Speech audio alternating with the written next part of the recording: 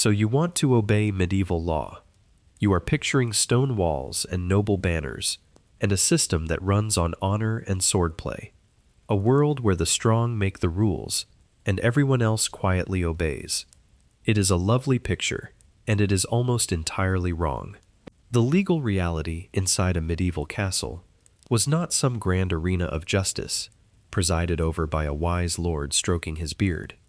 It was a grinding, petty, astonishingly detailed bureaucracy that regulated everything from the hour you woke up to the specific amount of grain you were allowed to keep from your own harvest. There were rules about where you could relieve yourself, rules about who was permitted to own a dog, rules about how loudly you were allowed to grieve at a funeral. The medieval castle was not lawless. It was the opposite. It was so heavily governed that a modern homeowners association would look at the regulations and think, perhaps we should relax a little before we settle in. Like and subscribe if you enjoy these, and drop a comment letting me know where you are tuning in from tonight. I always love seeing where these stories end up. Now, dim the lights. Switch on a fan for that soft background hum. Get yourself comfortable and let your shoulders finally drop away from your ears. Tonight is a long one, so just settle in, let the screen do its thing, and we will take it from here. Could a lord actually execute someone on his own land without anyone's permission? Was there a real law that forced you to practice archery, whether you wanted to or not? Did medieval tenants genuinely have the legal right to sue their own lord? Why were you technically breaking the law if you baked your own bread at home? What happened if you refused to show up when the castle bell rang at curfew? Was there a rule about how many candles you were allowed to burn? Did the church have the legal authority to override the Lord's punishment entirely? And why was getting caught wearing the wrong color of fabric treated as a criminal offense? Congratulations, you have just woken up inside a 13th-century English castle. You own nothing, you owe everything, and there are more rules governing your Tuesday morning than you will find in most modern employee handbooks. The first thing you hear is the bell. It is not yet fully light outside. The sky is that flat gray that could be 5 in the morning or could be the end of the world, and a heavy iron bell is already ringing from the chapel tower. It is not a suggestion. It is not background noise. That bell is the law, and if you are still lying on your straw pallet when it finishes ringing, someone is going to notice. This is how every single day begins inside these walls, not with a rooster crowing or the sun warming your face, or any of the gentle pastoral nonsense you might have imagined. It begins with a bell that tells you to get up, get dressed, and get to the chapel. The canonical hours govern everything here. Matins before dawn, lauds at first light, prime at roughly 6 in the morning, terce at mid-morning, sext at midday, none in the early afternoon, vespers as the sun drops, compline after dark. 8 bells, 8 fixed points in the day that do not care whether you are tired, whether you are sick, whether you have just spent the night listening to your neighbor's pig snore through a wall made of sticks and mud. The bells ring, you move, and the chapel is not optional. Your attendance is noted, not in the casual way a modern teacher might glance at a half-empty classroom and sigh, noted in the way that a steward with a wax tablet and a very good memory writes down the names of everyone who did not appear, and those names end up read aloud at the next session of the manorial court. Missing chapel once is a quiet mark against your name. Missing it repeatedly is an amercement, which is the medieval word for a fine, and which you will hear so often tonight that it will start to feel like the background hum of this entire world. Think of it this way. Your phone has a calendar. It sends you notifications. You can dismiss them, you can ignore them, you can swipe them away and feel a small, pleasant flicker of rebellion as they disappear. Now imagine a version of that calendar where every notification is mandatory, every missed appointment is recorded by someone who reports directly to your landlord, and ignoring 3 of them in a row means you stand in a field in front of your neighbors while a man in a long robe reads out your name and tells you how much you owe. That is the canonical bell system. That is your calendar now. The bell that matters most, though, is the last one. Compline rings after dark, and when it does, you are done.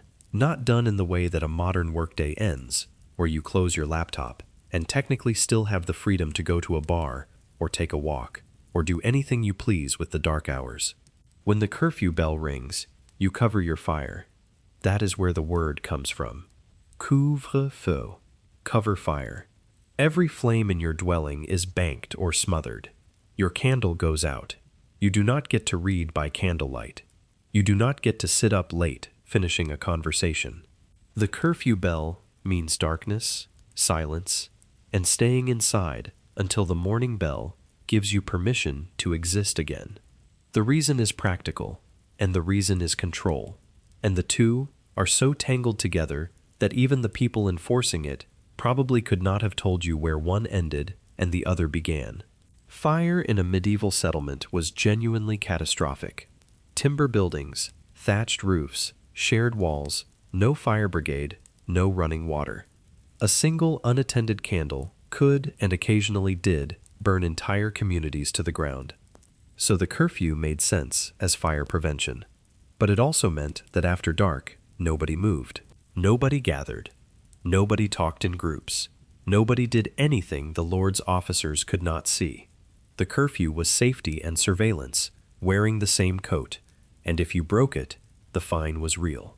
A curfew violation in a typical English manor of the 13th century could cost you somewhere around 2 pence to 6 pence.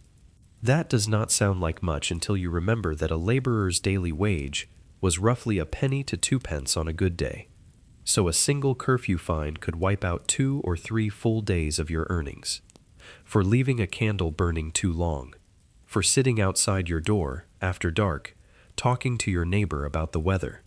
3 days of your labor gone, because you were still awake when the Lord's officer decided you should not be. And then there was the night watch.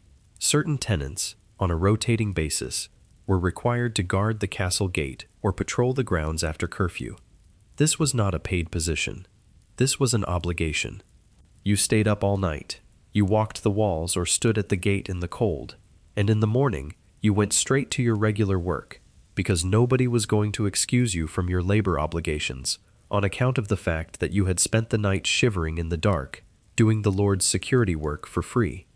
The night watch was unpaid overtime that you could not refuse, built into the terms of your tenancy, like a clause buried in the fine print of a lease that you definitely did not read before you signed it.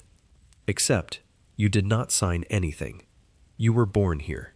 The terms were already set. And it was not just the bells and the curfew. There were fines for failing to maintain the road outside your cottage, fines for letting your animals stray onto the Lord's land, fines for taking deadwood from the wrong stretch of forest. The entire structure of daily life inside a medieval castle was wrapped in a web of small, specific, relentlessly enforced regulations, each one carrying a price tag, each one recorded by someone whose job it was to notice. You have not even eaten breakfast yet, and you are already subject to half a dozen rules you did not know existed 5 minutes ago.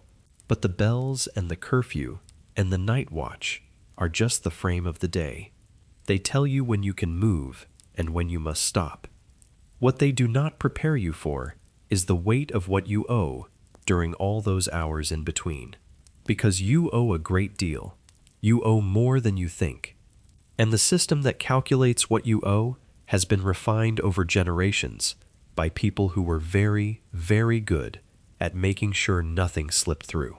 The romantic version of feudal obligation goes something like this. You work the land.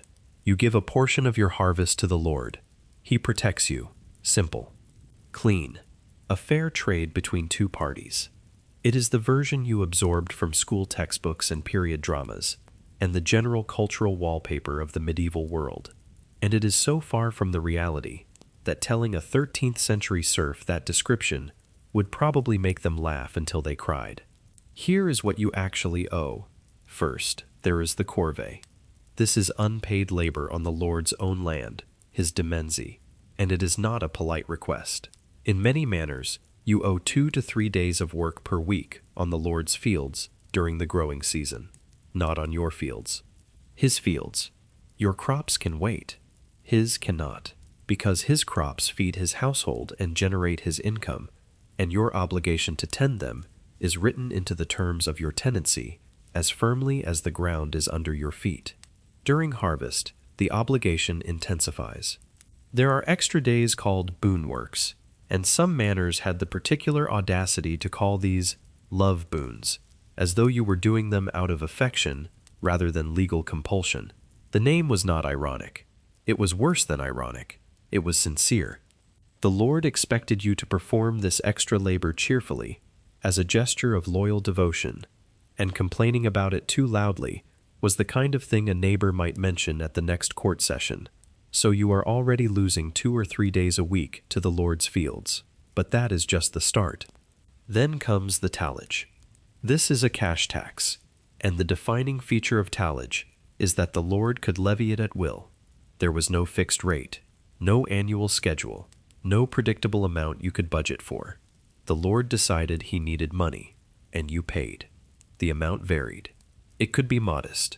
It could be devastating, and you had very little recourse if you thought it was unfair, because the whole point of tallage was that it was arbitrary. It was a tax that existed specifically to remind you that the Lord could reach into your life and extract wealth whenever he chose. Modern tax codes run to thousands of pages because societies eventually decided that arbitrary taxation was a bad idea. The medieval lord had not yet received that memo. Then there is the heriot, and the heriot is where the system stops being merely expensive and starts being something closer to cruel. When a tenant died, the lord was entitled to the family's best beast, sometimes the second best as well. Your father dies, you are grieving. The lord's officer arrives and takes your best ox. Not next month, not after you have had time to recover. Now, the ox that pulls your plow. The animal that represents months of feeding and care, and the core of your agricultural productivity. Gone, because the Lord's right to it at the moment of death was as non-negotiable as the death itself. Translate that into practical terms. Losing your best ox meant losing months of plowing capacity. A single ox in the 13th century could be worth 10 to 15 shillings, which at a laborer's wage of roughly a penny or two per day represented somewhere between 6 months and a year of wages. Your father dies, and the system immediately extracts the equivalent of a year of your labor from the household that just lost its primary worker. Then comes the merchant. This is the fee you pay for permission to marry. The Lord's approval was required, because marriage, particularly marriage to someone from outside the manor, had economic consequences. If you married someone from another lord's estate, your lord was potentially losing the labor of your future children, so he charged you for the privilege. Merchant fees varied, but they could run to several shillings, which meant that the simple act of falling in love with the wrong person could cost you months of savings. And if you married without permission, the fine was worse. Then there is chevauchage. If you were a serf who had been granted permission to live outside the manor, perhaps to work as a craftsman in a nearby town, you paid an annual fee for that permission, every year, for the right to live somewhere else, while still being technically bound to a lord whose land you no longer worked. Then there are the entry fines. When your father dies and you inherit his tenancy, assuming you survive the heriot, you must pay the lord for the privilege of inheriting what your family has already been paying for. Entry fines could range from a few shillings to a full year's rent or more. You are paying for the right to continue an arrangement your father already paid to enter. Stack all of this together. The corvée takes 2 to 3 days of your labor per week. Tallage takes an unpredictable chunk of your cash. The heriot takes your best animal when someone dies. Merchant charges you for marrying. Chevauchage charges you for leaving. Entry fines charge you for staying. And none of this includes the church's tithe, which takes another 1/10 of everything you produce, on top of everything the Lord has already claimed. By the time every hand has reached in and taken its share, somewhere between 40 and 50% of your productive output has left your household and gone to someone who did not plant it, tend it, harvest it, or carry it home. You plant the grain, you tend it through the summer, you harvest it with your own hands and your own aching back. Then the Lord takes his share for the corvée fields you worked. The church takes its tenth for the tithe. The miller takes his cut for grinding. The baker takes his fee for baking. And what arrives on your table at the end of that chain is what survived every hand that reached in before yours. You are the last person to eat from a harvest that you grew. The modern equivalent would be earning a salary, then watching your employer, your landlord, your government, your insurance company, your HOA, and your church each take a slice in sequence before you see what is left. Except in this version, your employer also has the legal right to make you repair his house for free on weekends and charge you a fee if your daughter wants to get married. And the extraordinary thing is that this was not considered oppression. It was considered the natural order. It was considered Tuesday. But the Lord did not just take your labor and your money and leave you to figure out the rest on your own. He also made sure that the basic infrastructure of daily life ran through his hands, at his prices, for his profit. And that is where the system gets truly, impressively specific. Bread is the center of everything you eat, the foundation of every meal, the thing your body runs on from morning until the curfew bell sends you to bed. And you cannot make it yourself. That is not a practical limitation. That is the law. The Lord owns the mill. He owns the oven. In many manners, he owns the brewery too. These are called soke rights, and they are among the most profitable things a medieval lord possesses. Soke means you are legally compelled to use the Lord's facilities for the basic processes of daily life, and you are legally compelled to pay him for the privilege every single time. You cannot grind your own grain. You cannot bake your own bread. You cannot brew your own ale without his permission. The infrastructure of feeding yourself runs through his hands, at his prices, and there is no alternative provider, because alternatives are illegal. So here is what happens to your grain. Follow it closely, because every step costs you something. You harvest it from the strip of land you work, the land that is not yours but that your family has held for generations under terms you did not negotiate. You bundle it up and carry it to the Lord's mill, because you must. There is often a queue. Everyone on this manor is legally required to use the same mill, and harvest season means every tenant arrives with their grain at roughly the same time. You wait. You watch the millstones turn for everyone ahead of you, and when your turn comes, the miller takes his cut. This is called the multurer, and it is typically 1/13 to 1/16 of the total grain you bring in. That sounds almost reasonable until you realize it comes off the top of every single batch, every single time, for your entire life. But the multura is just the official fee. The miller also takes what is called toll, which is an additional handful he is entitled to scoop from your pile for his own trouble. The toll is smaller than the multuary, but it is consistent, and it adds up across a year in a way that feels like a slow leak you can hear but cannot find. And if you suspect the miller is scooping a little more generously than the law allows, you are not alone. Millers were among the most distrusted people in medieval England. The suspicion that they were skimming extra grain from every customer was so widespread and so persistent that it became a fixture of medieval literature. Chaucer's miller is a thief. This was not character assassination. It was practically a job description. Your grain is now flour, minus the multure, minus the toll, minus whatever the miller's thumb added to his own pile when you were not looking closely enough. You carry the flour to the Lord's bakehouse, because you must. The baker charges a fee for baking your loaf. You wait again. You collect your bread. It is smaller than the flour you brought in would suggest, and you know it, and there is very little you can do about it, because the bakehouse is the only legal option, and complaining about the baker is complaining about the Lord's operation, which is a conversation that tends to end with you owing money rather than receiving an apology. And if you tried to skip this entire process by owning a hand mill, a small stone quern you could keep in your cottage, and grind grain yourself in the quiet hours when nobody was watching, you were breaking the law. Not bending it, breaking it.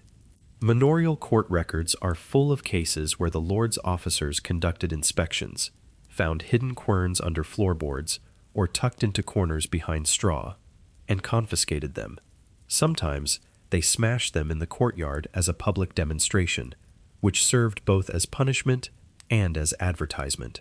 The message was not subtle.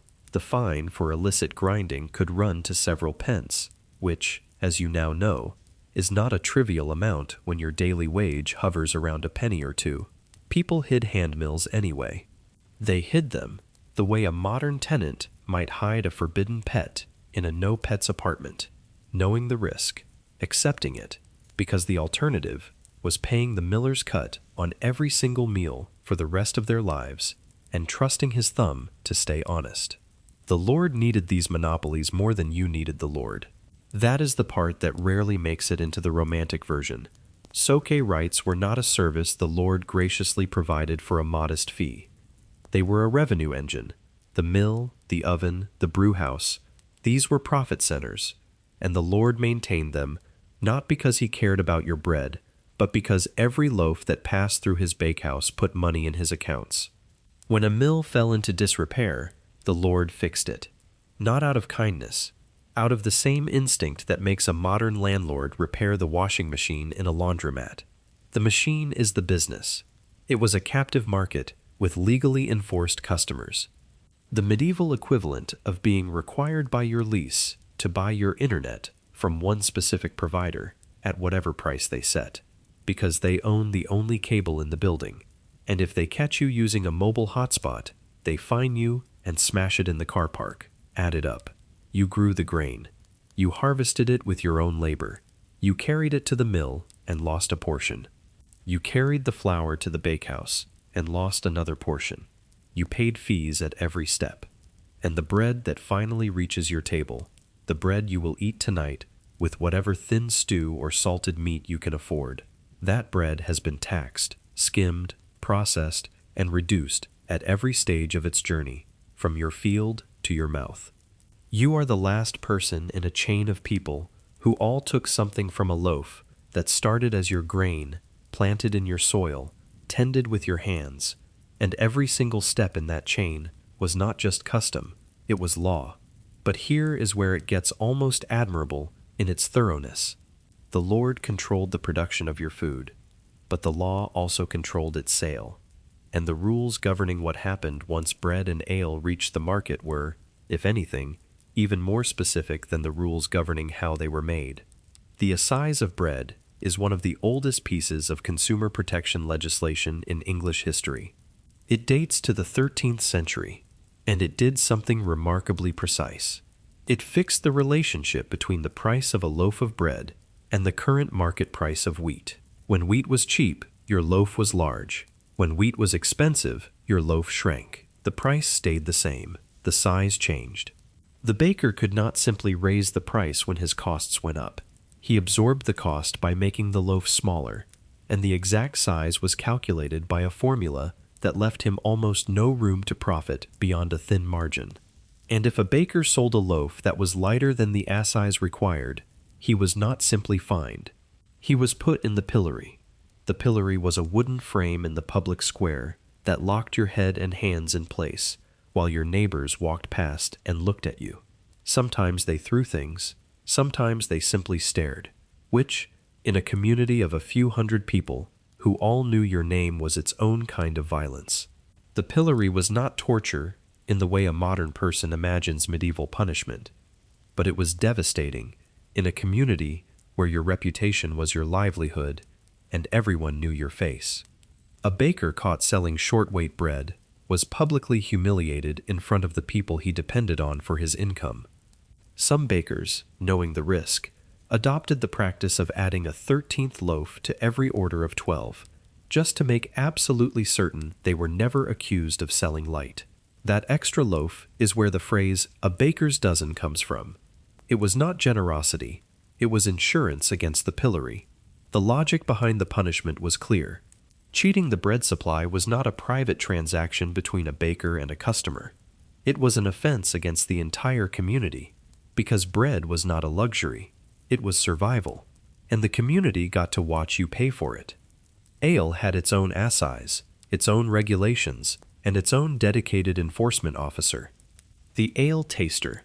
This was a real position, sometimes called the ale conner, and it was held by an actual person in the manor, whose legal duty was to visit every brewer, taste the ale, and determine whether it met the standard for strength and quality. In some manors, the position was elected. In others, it was appointed. In nearly all cases, it was an obligation that the holder could not easily refuse, which is ironic, given that the job involved drinking ale professionally. There is a legend, almost certainly exaggerated, but too good to leave out, that the ale conner would pour a measure of ale onto a wooden bench, sit in it, wearing leather breeches, and wait. If the ale was sticky enough to hold him to the seat when he tried to stand, it contained enough sugar, which meant it was properly brewed. If he slid right off, the ale was weak and the brewer was fined. Whether or not anyone actually tested ale with their trousers, the image tells you everything you need to know about how seriously this society took the quality of its drink. The underlying system was real and remarkably thorough. Every brewer needed a license. Every batch was subject to inspection. Prices were fixed by the assize. Quality was monitored by a man whose entire job was drinking and judging, and the fines for selling bad ale or overcharging were recorded in the same court rolls that tracked every other infraction in the manor. Brewing without a license could cost you several pence per offense, and repeat offenders faced escalating penalties. Some brewsters, and many of them were women, treated the fines as a cost of doing business, paying them regularly and continuing to brew, which tells you that the profit margin on ale was high enough to absorb the occasional penalty and still come out ahead. The system knew this. The system did not mind. The fines were revenue too, and the regulations did not stop at bread and ale. The entire medieval marketplace was a controlled environment, not a free one. Forestalling was the practice of buying goods before they reached the open market in order to resell them at a higher price, and it was a criminal offense. You could not intercept a farmer on the road outside town, buy his eggs at a low price, and then sell them for more at the market stall. That was forestalling, and it was punished because it was understood to deprive the community of fair access to goods at fair prices. Regrading was buying goods at the market and reselling them in the same market at a markup. Also, illegal. You were a middleman, adding cost without adding value, and medieval market law had no patience for it. The regrader was not an entrepreneur. He was a parasite with a stall. Engrossing was the worst of the three. This was hoarding, buying up large quantities of a commodity to create artificial scarcity and drive up the price. The medieval word for buying all the hand sanitizer before a pandemic and listing it online at 10 times the cost. Engrossing was treated severely because it struck at the basic ability of ordinary people to feed themselves, and the penalties reflected the seriousness. Fines were steep, goods could be confiscated, and repeat offenders faced the pillory alongside the bakers. The instinct to regulate someone who corners a market in essential goods and gouges the people who need them is not a modern invention. It is 700 years old, and it carried real teeth. The fines for market offenses were meaningful. A forestalling conviction could cost you 6 pence to a shilling or more, depending on the scale and the mood of the court. At a laborer's wage, that is anywhere from 3 days to nearly 2 weeks of earnings. For buying eggs on the wrong side of the market gate, for being in the wrong place at the wrong time with the wrong amount of cheese. The medieval marketplace was not a free market in any sense a modern economist would recognize. It was a regulated space where prices were fixed, quality was inspected, and the impulse to make a profit by getting between a producer and a consumer was treated as a crime against the common good. All of this, the assizes, the ale tasters, the forestalling laws, the pillory, the fines, all of it was recorded, adjudicated, and enforced in a single institution that sat at the absolute center of every aspect of life inside the castle's jurisdiction, the manorial court. And understanding how that court worked is understanding how the entire system breathed. You probably think you know what medieval justice looked like. A lord sitting on a raised chair in a great hall, listening to a case, then pronouncing judgment with a wave of his hand. Swift, dramatic, personal. The lord as judge, jury, and occasionally executioner, dispensing justice from on high, like a king in miniature. Almost none of that is accurate. The manorial court met every few weeks, sometimes every 3 weeks, sometimes less frequently, depending on the season and the workload. It was presided over not by the lord himself, but by his steward, a professional administrator who often managed multiple manors and traveled a circuit between them, the way a modern regional manager rotates through franchise locations. The steward knew the law. He kept the records. He ran the proceedings with a practiced efficiency that had nothing to do with drama and everything to do with getting through the docket before dark. The lord, more often than not, was somewhere else entirely, and the court functioned perfectly well without him, because it was a bureaucratic institution, not a personal performance. The court came in 2 main varieties. The court baron handled disputes between tenants, transfers of land, and the routine business of the manor. The court leet handled criminal and regulatory matters, the petty offenses and infractions that made up the vast majority of medieval legal life. In practice, the two often blurred together, and a single session might hear a land dispute, a complaint about a neighbor's wandering cattle, a charge of curfew violation, and a report on the quality of the ale, all in the same afternoon, all recorded on the same roll of parchment in the same clerk's cramped handwriting. And the people who reported the offenses were not officers or constables or anyone appointed from above. They were your neighbors. The jury of presentment was a group of 12 local men, sworn under oath, whose job was to report any infractions they had witnessed since the last court session.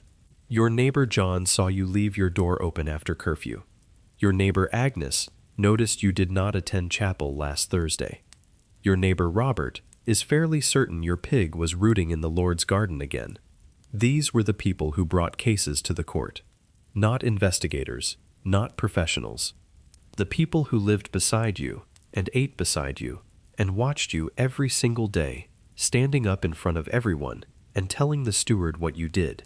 The social dynamics of this were extraordinary.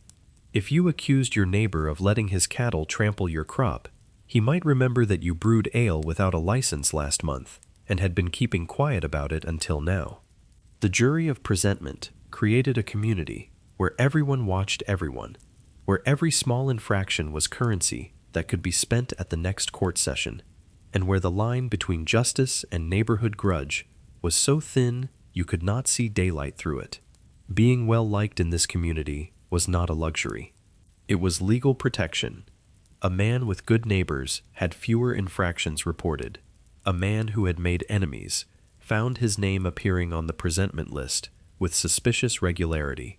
The punishment for nearly everything was a fine, not imprisonment, not physical punishment, not exile, money. The amercement was the workhorse of medieval justice, and it applied to everything from trespass to assault to failure to maintain your section of the public road. The amounts varied by offense and by the court's assessment of your ability to pay, but even a small fine of 2 pence or 3 pence was a genuine blow to someone earning a penny or 2 a day. And the fines accumulated. A bad year at the manorial court, a year where your animals strayed and your hedges were untrimmed and you missed chapel twice and your ale was reported as weak, could cost you weeks of earnings in accumulated amercements. Some tenants appear in the court rolls year after year, paying fine after fine, a steady drip of small penalties that never quite destroyed them, but never let them get ahead. There were also eswins, which were legal excuses for failing to appear in court. You could claim illness, or that you were on pilgrimage, or that you were away on the king's business. But eswins had rules. You could not use the same excuse indefinitely. Each category of S1 had a limit on how many times it could be invoked before the court stopped accepting it, and if you exhausted your S1s and still failed to appear, you were fined for contempt. Even the excuses had bureaucracy. Even the act of not showing up required paperwork. And here is the part that makes the entire system click into focus. The Lord profited from every single fine.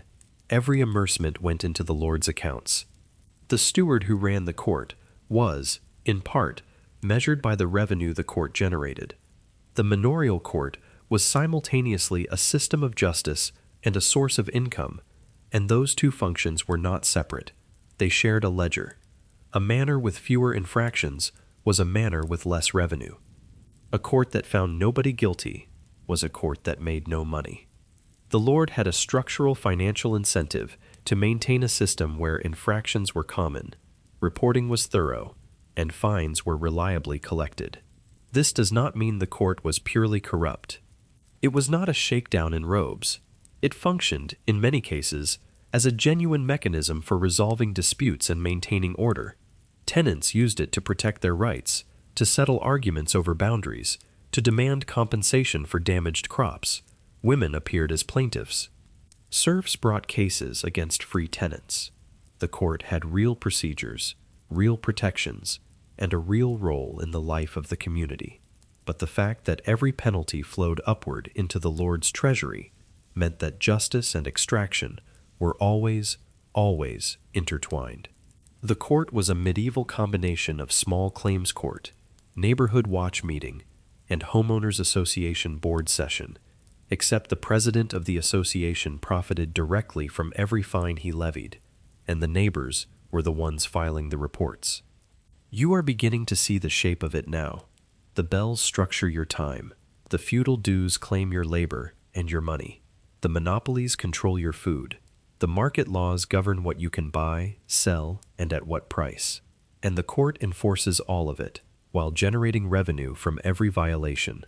It is not a system built on cruelty, exactly. It is a system built on thoroughness. Every hour, every loaf, every pint, every penny has a rule attached to it, and every rule has a price for breaking it. The medieval castle is not a place of chaos. It is a place of relentless, grinding, exhaustively documented order. But the court and the Lord and the steward are not the only ones watching. There is another layer of surveillance built into the system, and this one does not come from above. It comes from the people standing right next to you. Every male over the age of 12 in this community is organized into a group of roughly 10 men called a tithing. You are in one. Your neighbors are in one. Every man you pass in the courtyard or kneel beside in the chapel is bound into a small cluster of people who are legally, financially, and personally responsible for each other's behavior. This is the frankpledge system, and it is one of the most quietly extraordinary features of medieval law, because it turns the entire population into a self-policing network without hiring a single officer. Here is how it works. Your tithing group is your guarantee. If you fail to appear in court, your tithing is fined. If you commit a crime and flee, your tithing pays the penalty. If you owe a debt and cannot cover it, your tithing shares the burden. You are not just responsible for yourself, you are responsible for every man in your group, and they are responsible for you. The system does not ask whether you like each other. It does not care whether you are friends. It binds you together by law and money, and it lets the financial pressure do the rest. The head of each tithing group is the borsholder, sometimes called the chief pledge. This man is responsible for producing every member of his tithing at the court when required, and if someone is missing, the borsholder answers for it. It is not a prestigious role. It is an obligation, and like so many obligations in this world, it comes with no pay and considerable inconvenience. The borsholder is the man who knocks on your door when you have not shown up. The man who has to explain to the steward why one of his 10 is absent, and the man who absorbs part of the fine if his explanation is not convincing enough. He is a medieval middle manager with no salary, no authority to fire anyone, and full accountability for everyone in his team. Twice a year, the sheriff or the Lord's steward conducts the view of frankpledge, which is essentially a roll call of the entire system. Every man is checked. Every tithing group is verified. If someone has moved, or died, or slipped out of the system, it is noted. If a man is found to be outside any tithing group, he is enrolled in one immediately, because a man with no group is a man with no guarantors, and a man with no guarantors is a man the system cannot control. The view of frankpledge was administrative housekeeping on a community-wide scale, and it happened with a regularity and thoroughness that most modern census operations would envy. And then there is the hue and cry.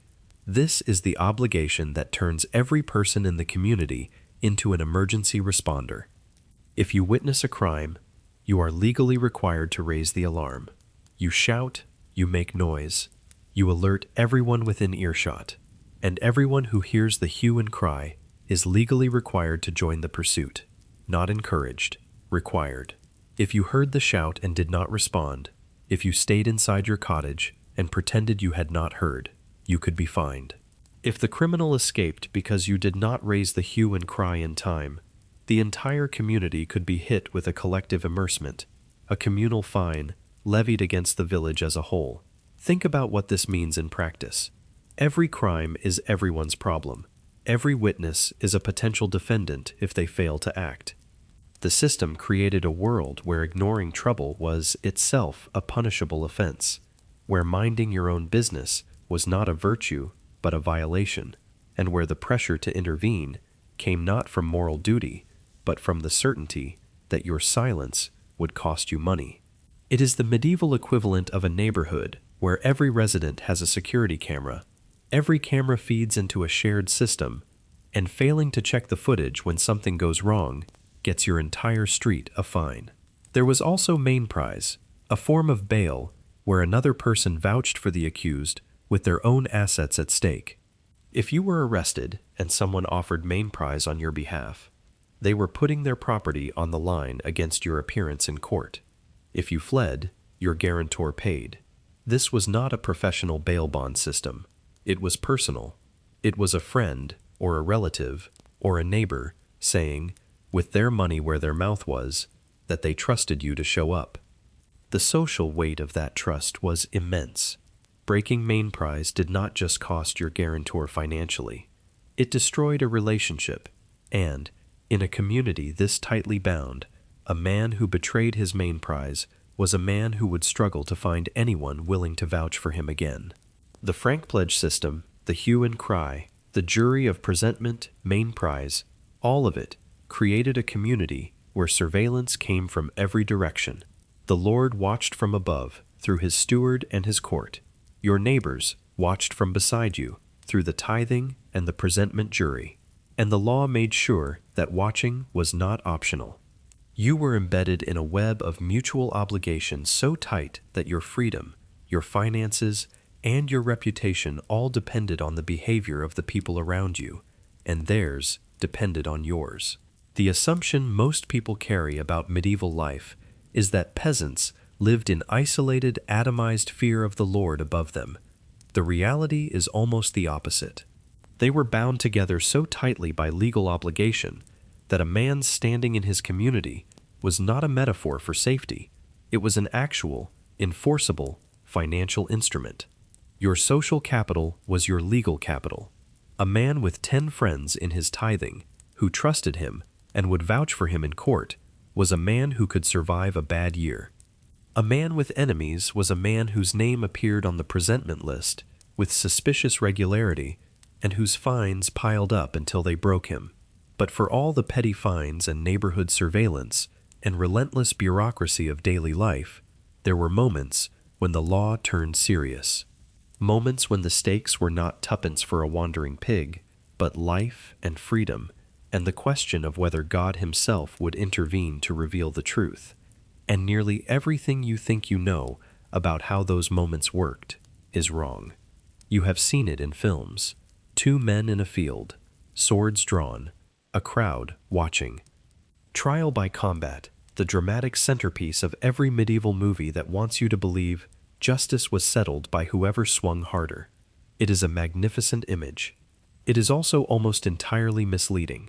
Trial by combat existed. It was a real legal mechanism. but it was vanishingly rare in actual practice. It was available mainly in disputes between social equals, or in a narrow category of criminal appeals where the accuser was willing to back their charge with their body. And even in cases where it was technically permitted, it was frequently avoided. Courts preferred negotiated settlements. Parties preferred to pay fines rather than risk death over a property dispute.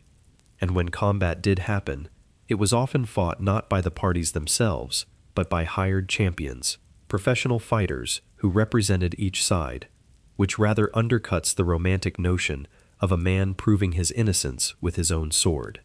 The rich hired the best champion. The poor hired what they could afford. It was less trial by God and more trial by budget. Justice, even in its most dramatic form, had a price tag. Trial by ordeal is the one that sticks in the imagination. Hot iron, boiling water. The accused carrying a red-hot bar of iron 9 paces, their hand wrapped in bandages for 3 days afterward, and then unwrapped to see if God had healed the wound. If the burn was healing cleanly, you were innocent. God had protected you. If it was festering, you were guilty. God had spoken. The reality of trial by ordeal is both more solemn and more complicated than the dramatic version. It was a religious ritual, not a spectacle. It took place in a church, not a courtyard. The accused fasted for 3 days beforehand. Prayers were said, holy water was sprinkled. The priest blessed the iron or the water. The entire proceeding was framed as an appeal to divine judgment, and it was conducted with a gravity that reflected the genuine belief that God would intervene in the physical world to reveal truth. This was not entertainment. It was theology made flesh, and it was a last resort, even when it was legal. Ordeal was used when other methods of proof had failed, when there were no witnesses, when compurgation was not available, when the court had no other way to resolve the question. It was the medieval equivalent of flipping a coin, except the coin was a burning iron bar, and the stakes were your life, and everyone involved believed the coin was being flipped by God himself. The church grew uncomfortable with this, long before you might expect. Theologians debated whether it was appropriate to demand that God perform miracles on a court schedule. The unease built for decades, and in 1215, the Fourth Lateran Council formally withdrew clerical participation from ordeals.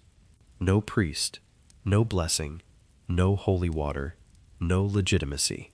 The Church did not ban ordeal by secular decree. It simply removed the sacred element that made the ritual function, and without the Church's participation, trial by ordeal collapsed. For most of the medieval period that lives in the popular imagination, the centuries of castles and knights and the world you are lying inside right now, trial by ordeal was already gone, abolished not by a king or a parliament, but by a council of bishops who decided that asking God to judge guilt through burns was theologically unsound.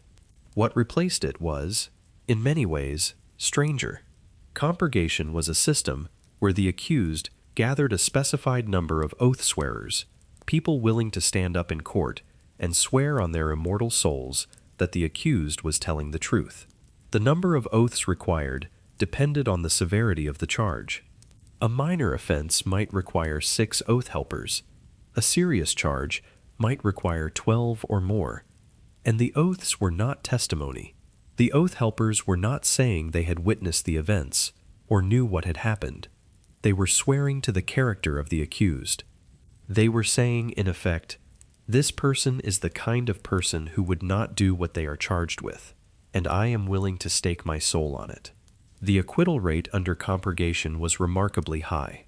Finding enough people to swear for you was a test of your standing in the community, and communities generally rallied for their members. If you were reasonably well liked, if you had not made too many enemies, if you had been a good neighbor and a reliable member of your tithing group, finding 12 people to vouch for your character was achievable. The system quietly, efficiently, favored the socially connected. A man with friends walked free. A man without them faced judgment alone. This is not, if you think about it for more than a moment, as different from modern justice as anyone would like to admit. The quality of your legal defense still depends heavily on your resources and your connections. The medieval system was simply more honest about it. Your character witnesses did not file affidavits. They stood up in public and swore on their immortal souls, and everyone in the room could see exactly who was willing to stand with you and who was not. The jury trial that eventually replaced both ordeal and compurgation was initially viewed with deep suspicion. Being judged by a panel of men who might not know you, who had no personal stake in your innocence, who were deciding your fate based on evidence rather than reputation, this felt cold. It felt arbitrary. It felt like being handed to strangers. The transition from compurgation to jury trial was not a triumph of rationality over superstition. It was a slow, reluctant, contested shift from a system built on personal relationships to a system built on impersonal procedure, and the people living through it were not at all certain the new way was better. For less serious offenses, the punishments were public but survivable. The stocks held your ankles. The pillory held your head and hands. You sat or stood in the center of the community while your neighbors passed by and saw what happened to people who broke the rules. It was humiliation, not mutilation. The goal was shame. And in a community where reputation was everything, shame was punishment enough. At the far end of the spectrum was outlawry. If you fled justice and refused to appear in court despite repeated summons, you could be declared an outlaw. This did not mean you joined a band of merry men in the forest. It meant you were placed outside the protection of the law entirely. Anyone could kill you without legal consequence. You could not sue, could not testify, could not claim any right or protection. You became, in the eyes of the legal system, equivalent to a wild animal. Outlawry was rare precisely because it was absolute. It was not a punishment proportional to a crime. It was the complete withdrawal of legal personhood, and the threat of it was usually enough to compel even the most reluctant defendant to appear. And serious felonies, murder, arson, robbery, these were not the Lord's business at all. They belonged to the king's courts, and the distinction mattered enormously. The Lord's manorial court handled the petty machinery of daily life. The king's justices handled the crimes that carried death. A lord who tried to execute a tenant for a serious crime without royal authority was overstepping his jurisdiction in a way that could bring the king's own officers to his door. The Lord's power was broad, but it was not unlimited, and the boundary between manorial justice and royal justice was one of the few lines in this system that even the most powerful lord could not easily cross. The law has rules, the crimes have prices, the courts have procedures. You are beginning to understand the machinery, but there is one more category of regulation that has nothing to do with land or labor or livestock or bread, and it governs something far more personal. It governs what you are allowed to put on your body when you walk out the door in the morning. You are wearing the wrong clothes. You do not know it yet, but you are. In 1363, King Edward III issued a statute that specified, in extraordinary detail, exactly which fabrics, furs, and colors each social class in England was legally permitted to wear. This was not a suggestion. It was not a fashion guideline issued by a concerned royal stylist. It was criminal law, and it regulated everything from the material of your cloak to the width of the fur trim on your sleeves. If you were a laborer, you wore undyed cloth, wool, plain, functional. Nothing that might suggest you were anything other than exactly what you were. If you were a merchant whose goods were valued below a certain threshold, you could wear slightly better fabric but no silk, no silver buttons, no embroidery. If you were a knight, the range expanded, but even knights had limits. Only royalty wore ermine. Only the highest nobility wore cloth of gold. The system created a visual hierarchy so precise that a person walking through a medieval market could read the approximate social rank of every person they passed, based entirely on what they were wearing. The economics of this were staggering. Silk arrived from the east along trade routes that spanned continents, passing through dozens of hands and accumulating costs at every stage. A yard of silk in medieval England could cost more than a laborer earned in several months. The finest dyes were almost absurdly expensive. Scarlet, the most prized red, came from Kermes insects, tiny creatures scraped from oak trees in the Mediterranean and processed through a laborious method that required thousands of insects for a single batch. Tyrian purple, the ancient color of royalty, came from the mucus glands of murex sea snails. Thousands of snails, crushed and boiled, for a quantity of dye you could hold in one hand. A single garment dyed in true Tyrian purple represented an almost incomprehensible amount of labor and material, and the cost reflected it. Wearing purple was not a style choice. It was a financial statement so loud it needed its own legislation. The penalties for dressing above your station included fines and confiscation of the offending garment. You wore a fur-trimmed cloak that exceeded your rank, and the court could take the cloak itself and fine you on top of it. The fine for a sumptuary violation could be several shillings, but in many cases, the fine was actually cheaper than the garment, which tells you everything you need to know about both the ambition of the law and the limits of its enforcement. Because here is the deep irony of sumptuary law. It did not work. The statutes were reissued generation after generation, sometimes multiple times within a single reign, precisely because people kept breaking them. Merchants who had money dressed like minor nobility dressed like major nobility. Everyone was reaching upward, wearing slightly more than they were permitted, pushing the boundary of what their rank allowed, and the law kept trying to push them back down. The sumptuary statutes were not evidence of a stable hierarchy. They were evidence of an anxious one. You do not pass laws forbidding people from doing things they were not already doing. Every reissued statute was an admission of failure, a confession that the previous version had not stopped the relentless human impulse to dress better than your neighbor. Wearing a fabric above your station was the medieval version of carrying a designer handbag you cannot afford, buying a car that strains your budget, posting a photo from a restaurant you visited once, and pretending you eat there regularly. The anxiety about being seen in the right outfit, the compulsion to signal status through what you drape on your body, the quiet desperation of keeping up with the people one rung above you. None of this has changed in 700 years. The sumptuary laws existed because human vanity is older than democracy, older than capitalism, older than every social system that has ever tried to contain it. We no longer fine people for wearing the wrong color, but we still judge them for it, and they still care, and the whole performance continues with exactly the same energy it had in 1363, just without the paperwork.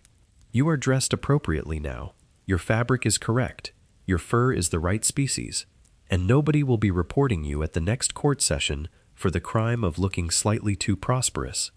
But the rules that govern your appearance are the least of your concerns, because there is another space inside these castle walls that has its own laws, its own hierarchy, and its own very particular expectations for your behavior. The Great Hall. And dinner is about to begin. The noise hits you first. The Great Hall is the largest room in the castle, a long stone space with high ceilings and a fire burning in a central hearth, and at mealtimes, it fills with every person in the household, servants, retainers, tenants with dining rights, guests, officers, family members, all of them crowded onto benches at long trestle tables, talking and chewing and reaching and spilling. Dogs weave between legs under the tables, waiting for scraps, and occasionally fighting over them. Smoke from the hearth drifts upward toward the roof beams because the ventilation is a hole in the ceiling and a general optimism about airflow. The smell is roasted meat and wood smoke and ale and warm bread and too many human bodies in a room with no windows that open far enough to matter. And every single person in this room knows exactly where they are supposed to sit. Seating in the Great Hall is not a matter of preference. It is a matter of rank, and rank in this room is measured in a single, brutally clear unit of distance. How far are you from the Lord's high table? The Lord sits at the head of the hall on a raised platform called the dais, and the closer your bench is to his table, the higher your status. This is not loose or approximate. It is precise enough to generate genuine disputes. Manorial records contain cases where tenants or minor officials argued over seating positions at the hall, because being moved one bench further from the Lord was not a minor inconvenience. It was a public demotion, visible to every person eating that night. The salt cellar is the dividing line. It sits on the Lord's table or near it, an ornate, often silver vessel that holds what is, in this world, an expensive commodity. Everyone seated above the salt, closer to the Lord, eats better food, drinks better wine, and occupies a higher social tier. Everyone below the salt eats plainer fare and knows precisely what the distance means.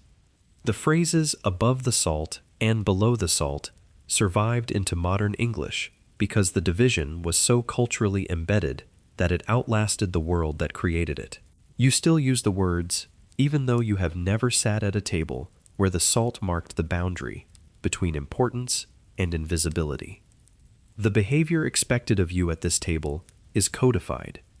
Courtesy books circulated in medieval England with detailed instructions on how to conduct yourself at a meal, and the specificity is remarkable. Do not blow on your food to cool it. Do not pick your teeth with your knife. Do not dip your fingers into the communal salt. Do not scratch any part of your body at table. Do not wipe your mouth with your hand when the tablecloth is right there. Do not speak with your mouth full. Do not reach across your neighbor's plate. Do not put chewed food back on the serving platter. These were not gentle suggestions from an etiquette guide. They were the codified behavioral standards of a hierarchical society, where your manners at dinner were a direct reflection of your fitness for your position. A man who ate like an animal was treated like one, and in a household where the Lord's eye might fall on anyone at any moment, your table conduct was a performance with real consequences. The Lord himself had obligations too, and they ran in the opposite direction. The Lord was legally and socially expected to provide meals for his household. The feast was not generosity, it was duty. The quality of the food, the frequency of the meals, the abundance of ale and meat and bread on the table, all of these were markers of the Lord's fitness as a Lord. A Lord who feasted poorly was a Lord who was failing his most visible public obligation, and his reputation suffered accordingly. In some manors, tenants had customary rights to specific meals written into their tenancy terms: harvest suppers, Christmas feasts, certain Saints' Day celebrations. These were not optional events the Lord could cancel if he was feeling frugal. They were entitlements the tenants could demand, and the failure to provide them was a breach of customary law that could be raised at the manorial court. The economics of this were a constant, grinding tension. Feeding a castle household was enormously expensive. Meat, bread, ale, fuel for the cooking fires, wages for the kitchen staff, all of it added up to one of the Lord's single largest expenditures. The steward's job included managing these costs, stretching the budget, negotiating with suppliers, and trying to maintain the appearance of lavish generosity while spending as little as possible. The Great Hall was a medieval Instagram feed. Every meal was a performance of status and abundance and good lordship, and everyone watching was judging not just what they ate, but what it signaled about the man providing it. The human compulsion to impress people at dinner parties has not evolved 1 inch in 7 centuries. Only the tablecloths have changed. But the Lord's table and the Lord's court and the Lord's officers are not the only authority governing your life inside these walls. There is another power here, and in some ways, it is even more pervasive, even more intimate, and even more willing to reach into the corners of your existence that you thought were your own. The chapel bell that woke you this morning belongs to an institution that operates its own courts, enforces its own laws, and answers to an authority that outranks every lord in England. The church does not merely offer spiritual guidance inside this castle. It runs a parallel legal system. Ecclesiastical courts operated alongside the manorial courts and the king's courts, and their jurisdiction covered an extraordinary range of human life. Marriage was the church's business. If you wanted to marry, the church decided whether the union was valid. If you wanted to end a marriage, only the church could annul it. Wills and the inheritance of personal property, as distinct from land, fell under ecclesiastical authority. Tithes were enforced by church courts. Defamation cases, because lying was a sin, could be heard in a church court. Sexual morality, fornication, adultery, any violation of the church's rules about who could sleep with whom and under what circumstances, all of it belonged to the ecclesiastical system. And then there was benefit of clergy. This was the principle that any member of the clergy accused of a crime could claim trial in an ecclesiastical court rather than a secular one. The church's courts could impose penances, fines, imprisonment, and various forms of spiritual discipline, but they could not impose death. They could not mutilate. A cleric who committed murder could escape the gallows by claiming benefit of clergy and being tried in a court that, by its own rules, could not kill him. The test for claiming this privilege became, over time, almost absurd.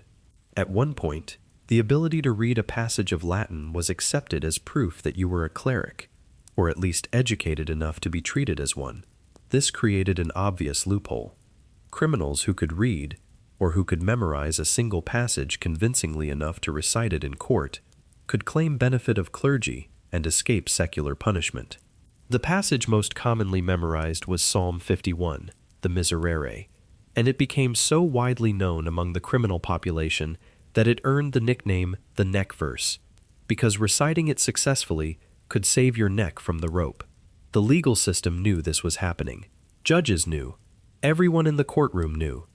But the principle of clerical privilege was powerful enough that the fiction was maintained, and a man who could mumble his way through a Latin psalm walked out of a secular court and into a system that could not hang him. It was a loophole the size of a cathedral door, and people walked through it for centuries. Sanctuary law offered another kind of escape from secular justice. If you were accused of a crime and could reach consecrated ground, a church, a churchyard, sometimes even a marked boundary cross on the approach road, you could claim sanctuary. For 40 days, you were protected. The Lord's officers could not touch you. The king's officers could not drag you out. You were on God's ground, and God's ground was, legally, inviolable. During those 40 days, you had a choice. You could confess your crime, abjure the realm, and walk to the nearest port under safe conduct, leaving England forever. Or you could wait out the 40 days and hope that a resolution could be negotiated. Some people spent weeks in churches, fed by the parish, sleeping on the stone floor, waiting for the politics of their case to shift. The church could overrule the Lord. That is the fact that sits at the center of everything. In a world where the Lord seemed all-powerful, where his court judged, and his steward recorded, and his officers enforced, the chapel was a place his authority could not follow. A serf who reached the church door was beyond the Lord's reach. A cleric who claimed benefit of clergy stepped out of the Lord's jurisdiction entirely.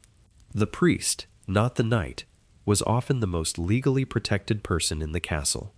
The church was not the Lord's chaplain, it was his rival. And then there was the tithe. 1/10 of everything you produce, not 1/10 of your surplus, 1/10 of everything, your grain, your livestock, your fish, your honey, your wool, every productive thing in your life surrendered a 10th part to the church. And this was not a voluntary donation. It was a legal obligation, enforced by the ecclesiastical courts, with the same machinery of fines and penalties that the manorial court used for its own purposes. The tithe came on top of everything you already owed the Lord. You have already calculated the feudal dues, the corvée, the tallage, the heriot, the merchet, the multura, the baking fees.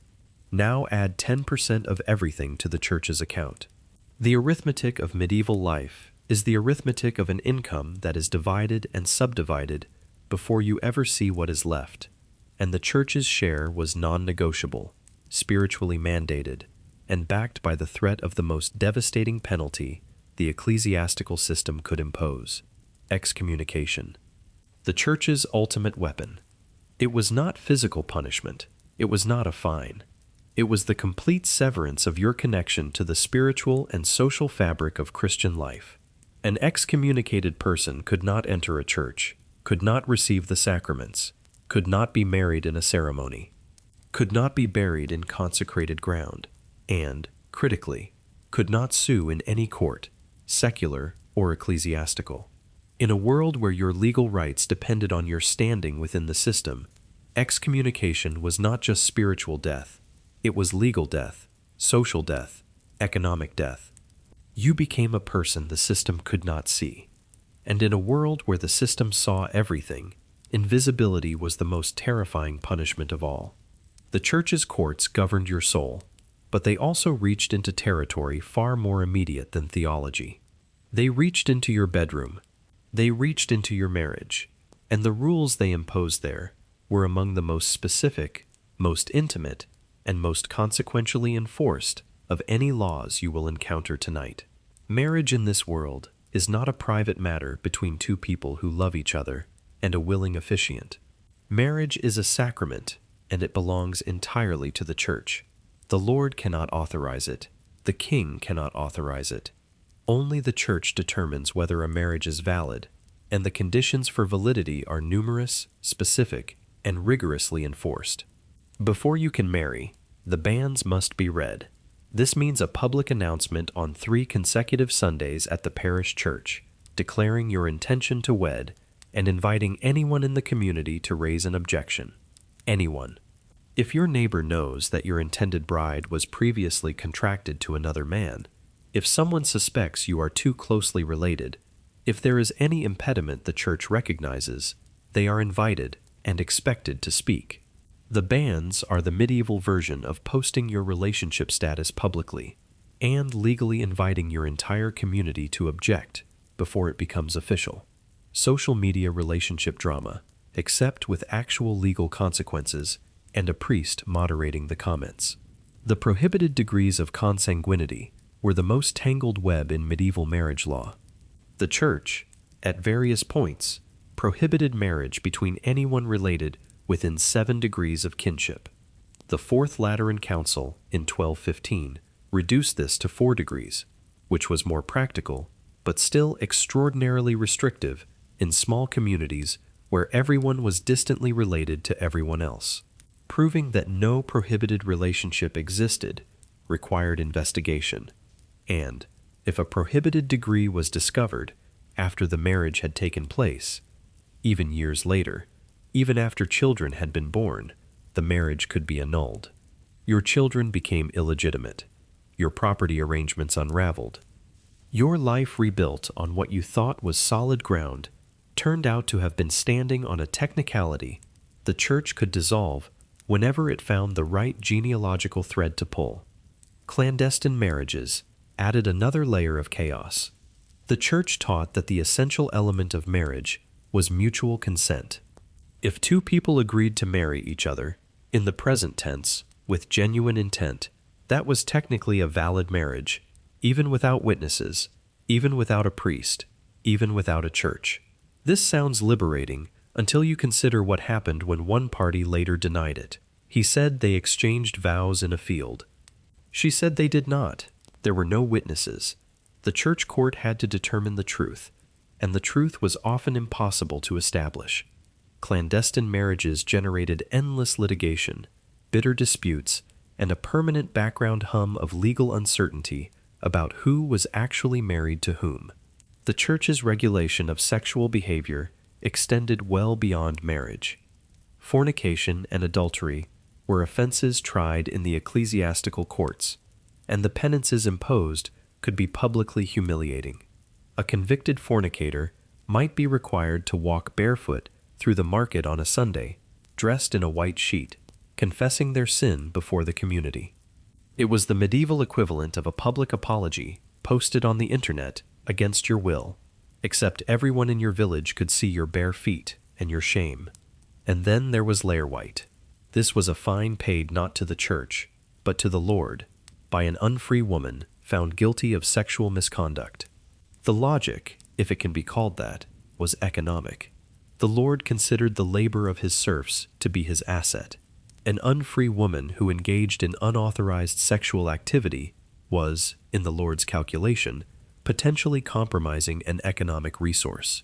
The church punished the sin. The Lord fined the economic damage, and the woman paid both. Medieval law could be breathtakingly blunt about things modern law has learned to phrase more carefully. The church cared about her soul. The Lord cared about her productivity. Neither asked whether she cared about either of their opinions. Between the church's courts and the Lord's courts, between the tithe and the tallage, between the chapel bell and the curfew bell, you are governed by two overlapping systems of authority that agree on very little except that you owe them both, that your obedience is mandatory, and that the penalties for disobedience are real. The Lord takes your labor. The church takes your tithe. The Lord fines your body. The church threatens your soul. And somewhere in between, in the narrow space that neither system has quite managed to claim entirely, ordinary people went about the complicated, messy, deeply human business of falling in love and getting married and raising children and trying to navigate rules they did not write. But the rules, for all their relentless reach, were not applied equally to everyone. And the people who navigated them most surprisingly, most resourcefully, and most invisibly, in the stories we usually tell, are the women. And the story most people carry about medieval women and the law is a short one. They had no rights. They owned nothing.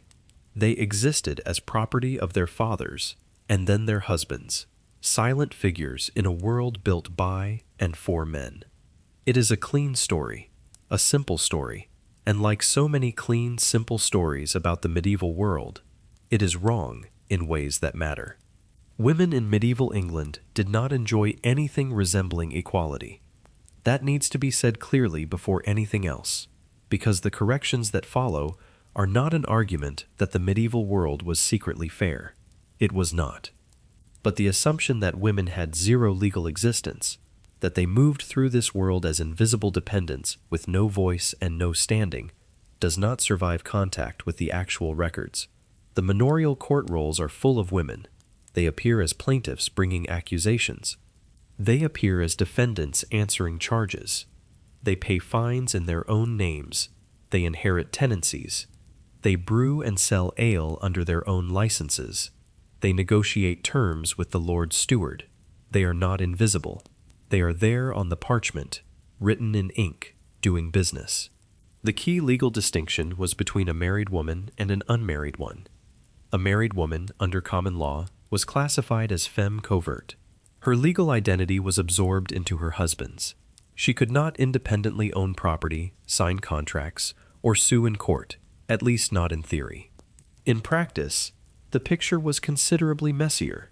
Local custom varied enormously from manor to manor, and many communities recognized a married woman's right to conduct certain kinds of business, particularly brewing and small trade, under her own name.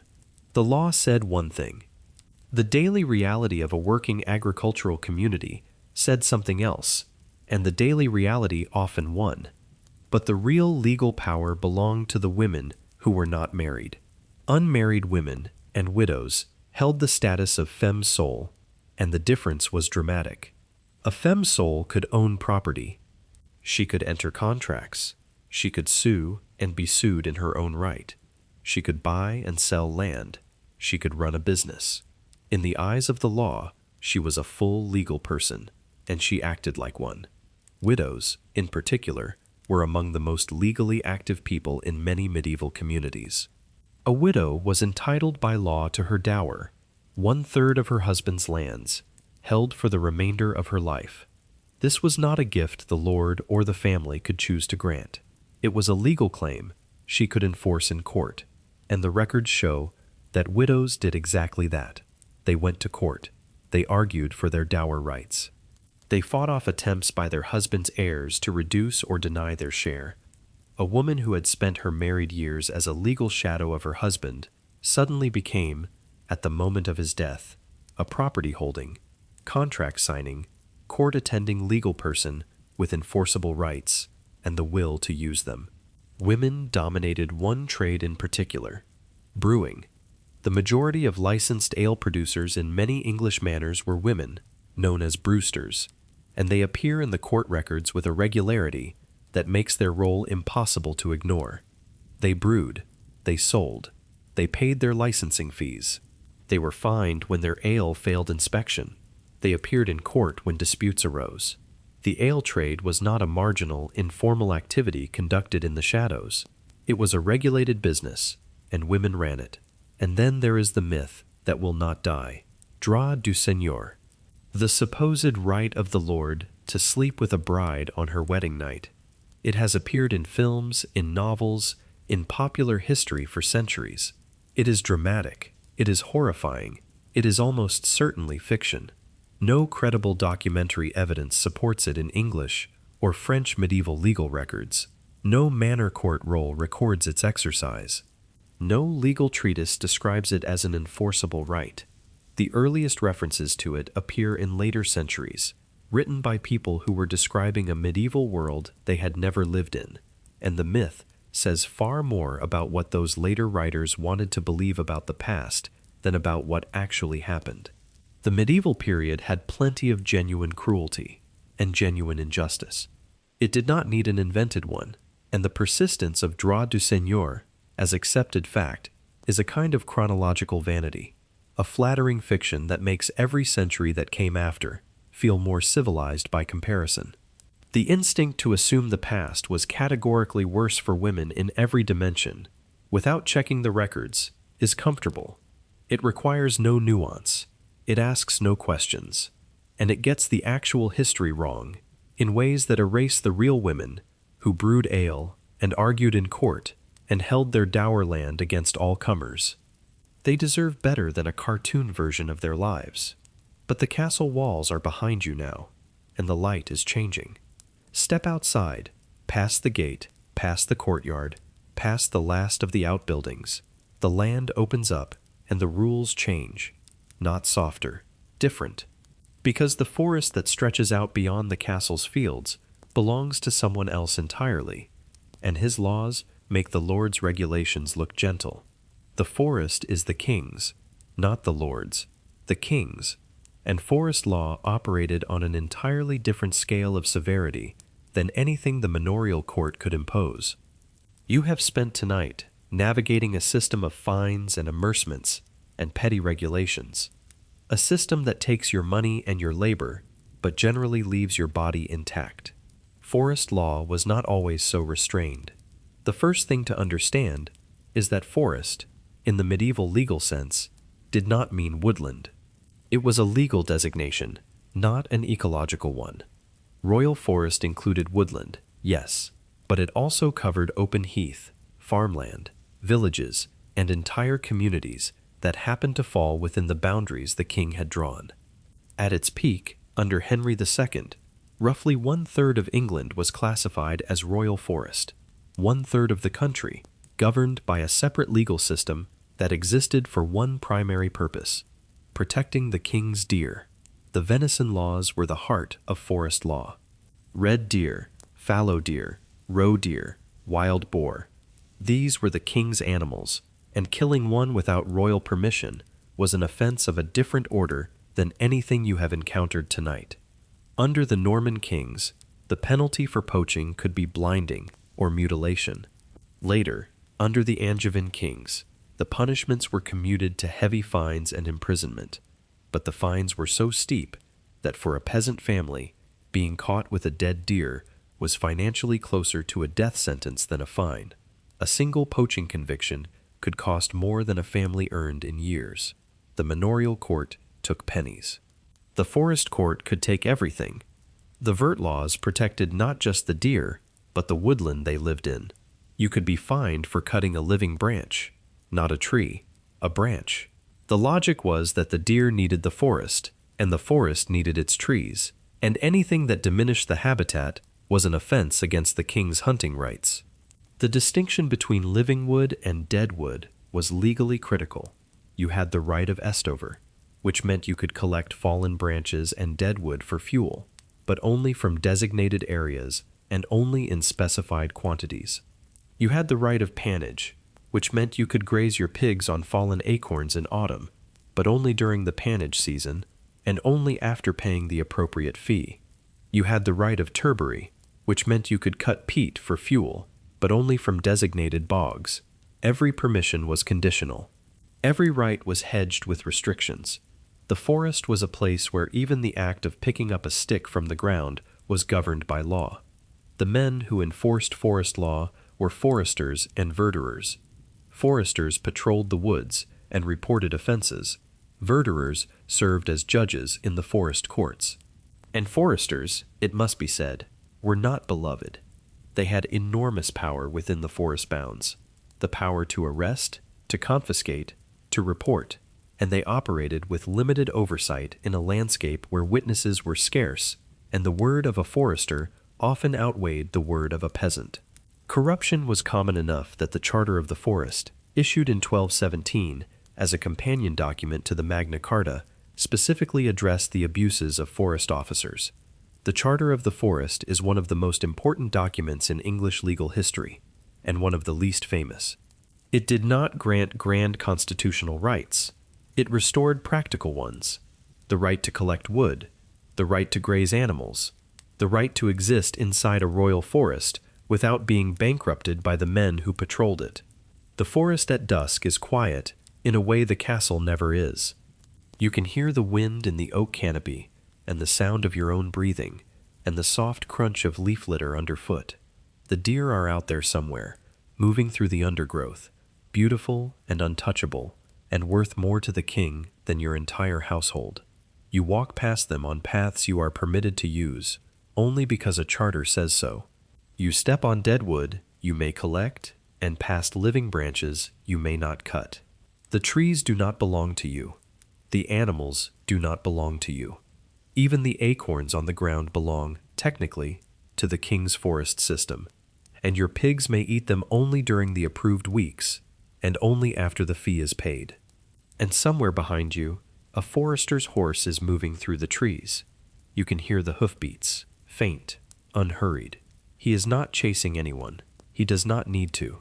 The forest is patient. The law is patient. And the people who break it leave tracks. Not everyone who entered the forest court records walked out intact. There are families in the rolls whose stories you can read in the silence between entries. A man caught with venison, a fine levied that exceeded his annual income, a payment plan that stretched across years, each installment recorded in the same careful hand. And then, a few years later, the name stops appearing.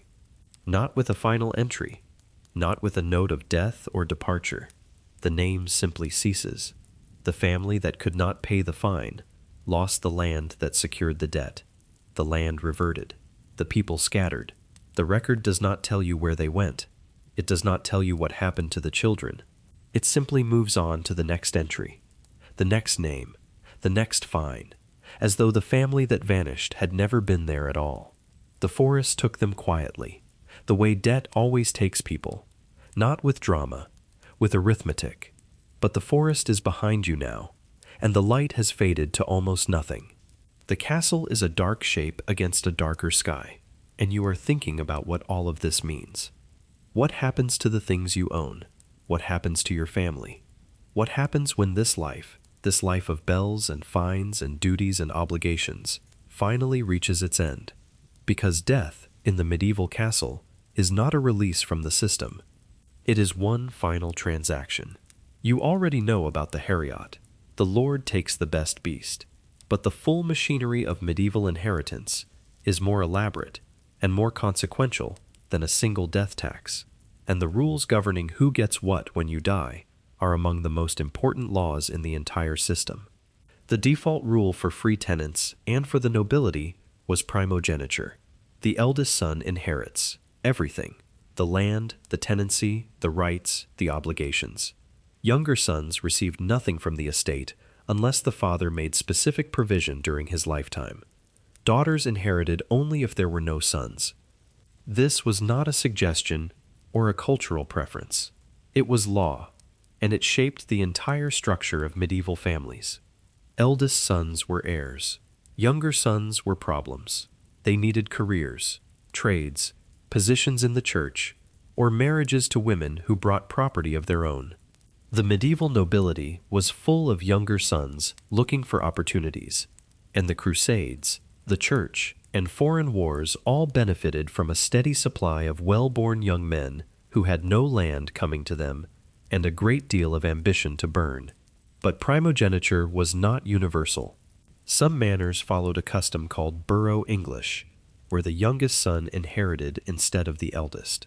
The logic, where any logic can be found in inheritance customs, was that older sons had already had time to establish themselves while the youngest was still dependent on the family holding.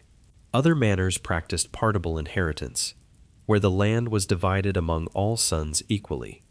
Each system created its own dynamics, its own family tensions, and its own legal disputes when the rules were ambiguous or contested. For unfree tenants, inheritance was even more precarious. You did not technically own your land. You held it at the Lord's will. When you died, your heir needed the Lord's permission to take over the tenancy, and that permission came with an entry fine. The entry fine could be a few shillings. It could be a year's rent. It could be more, depending on the Lord's assessment of what the market would bear and how desperate the heir was to keep the family's land. You inherited your father's land by paying a man for the right to continue an arrangement your family had maintained for generations. The land was yours in every practical sense. It was not yours in the legal one, and the gap between those two realities was a space the Lord could reach into whenever a death created the opportunity. Widows had their dower, 1/3 of the husband's lands for life. This was protection, genuine and meaningful, and it gave widows an independence that many married women did not enjoy. But it also created tension with the heir. The eldest son inherited the estate, but could not use the dower lands until his mother died.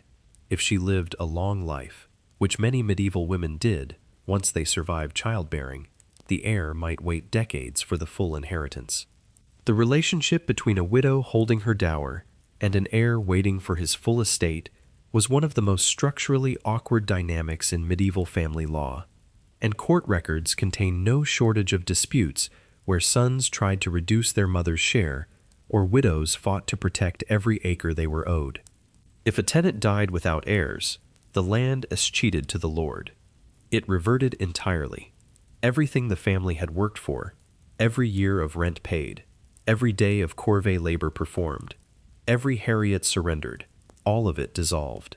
The land returned to the Lord as though the family had never held it. And if a tenant was convicted of a felony, the same thing happened. Escheat by forfeiture. The crime erased the tenancy. The family lost everything. The wardship system added one final layer of extraction. If an heir was underage when they inherited, the Lord took custody of both the estate and the child. He managed the land, kept the income, and controlled the heir's upbringing until they came of age. He also had the right to arrange the heir's marriage, and that right could be sold. A wealthy ward, a child who stood to inherit valuable land, was a commodity. The Lord could sell the wardship and the marriage rights to the highest bidder, and the bidder's interest was not in the child's welfare, but in the child's estate. Wardship was guardianship with a profit motive, and the wards themselves had little say in how their childhoods were managed or who they would marry when the time came. Death in the medieval castle is not a quiet exit, it is a triggering event. The heriot activates, the entry fine comes due. The dower is calculated, the heir is assessed, the ward is assigned, the escheat is evaluated. The system that governed you in life governs your death with the same thoroughness, the same paperwork, and the same unyielding insistence that every transition has a price. You entered this world owing, and you leave it still generating obligations for the people you leave behind. The night is deep now. The curfew bell rang hours ago, and the fires are covered, and the castle is settling into the kind of darkness that modern life has almost forgotten. No streetlights, no glow from a screen, just stone and silence, and the faint sound of someone coughing through a wall. You have lived inside this system for an entire day now, and the weight of it is real. Every hour governed, every loaf taxed, every neighbor watching, every court profiting, every death extracted from. It is a lot. It is more than most people imagine when they picture the medieval world, and it would be easy, lying here in the dark, to believe that the system was total, that it covered everything, that there was no corner of life it had not claimed. But there were corners, quiet ones, and some of them were surprisingly gentle. The land beneath your feet has rules of its own, and they are older than any lord's charter. You do not farm a single enclosed field the way a modern farmer does. Your land is a collection of narrow strips scattered across 2 or 3 large open fields that the entire community shares. Your strips are here, and here, and here, separated by grass pathways called balks, mixed in among your neighbor's strips, in a patchwork that looks chaotic from above, but follows a logic that has been negotiated, adjusted, and enforced for generations. You do not choose where your strips are. You do not get to rearrange them. The allocation was set long before you were born, and changing it requires the agreement of the community and the approval of the manorial court. The open field system runs on collective agreement because it has to. Your strips border your neighbor's strips. Your plow turns at the end of a furrow that runs up against someone else's crop. Your animals graze on the stubble after harvest, alongside everyone else's animals. Nothing about this system works unless everyone follows the same schedule, plants at roughly the same time, harvests at roughly the same time, and respects the boundaries that exist as little more than a strip of unplowed grass between one family's livelihood and another's. And so the rules accumulate. You must plow your strips by a certain date. You must not let your plow encroach on your neighbor's land, and if it does, even by a few inches, the matter can be brought to the manorial court. You must maintain the drainage ditches that border your strips, because water that pools on your land floods onto your neighbors, and neglected ditches were among the most common complaints in medieval court records. You must not graze your animals on the open fields until the entire community's harvest is gathered, because one man's early cattle could trample another man's standing grain. The date when the fields were opened for common grazing after harvest was set collectively, and violating it, turning your cattle out before the appointed day, was a finable offense that your neighbors took very personally. Fencing obligations were specific and consequential. If your land bordered the Lord's demesnes, you were responsible for maintaining the fence or hedge that separated them. If your animals broke through a gap in your section of fencing and damaged the Lord's crops, you paid. If the Lord's animals broke through a gap in his section and damaged yours, the Lord paid, at least in theory. In practice, arguing that the Lord's fence was the one at fault required a degree of confidence and social capital that not every tenant possessed. But the principle was there in the customary law, and tenants did invoke it. The fence was a legal boundary, and both sides of it carried obligations. Common rights were the quiet gift that the system gave back. The right of common pasture meant you could graze a specified number of animals on the common land, the areas that belonged to no individual tenant but to the community as a whole. The right of estover gave you access to wood for fuel and building repairs. The right of turbary gave you peat. The right of piscary, in some manners, gave you access to fish from a common stream or pond. These rights were not unlimited. Each one specified quantities, seasons, locations, and conditions. You could graze 2 cows and 10 sheep, not 3 cows and 15 sheep. You could collect deadwood from the common waste, not from the Lord's woodland. Every right had a fence around it, but within those fences, the common rights were genuine entitlements, and losing them, through enclosure or the Lord's seizure or simple neglect, was a blow that communities fought against with real passion. The land beneath you was never just soil. It was a contract. Every strip, every balk, every ditch, every common meadow carried obligations and entitlements that were recorded in the court rolls and enforced by the same community that farmed them. The modern notion of owning a piece of land and doing whatever you want with it would have been incomprehensible here. Your land was yours to work, but the way you worked it, when you planted, when you harvested, where your animals walked, whose water drained where, all of it was governed by rules that existed because 50 families farming the same fields had to find a way to coexist without destroying each other's livelihoods every season.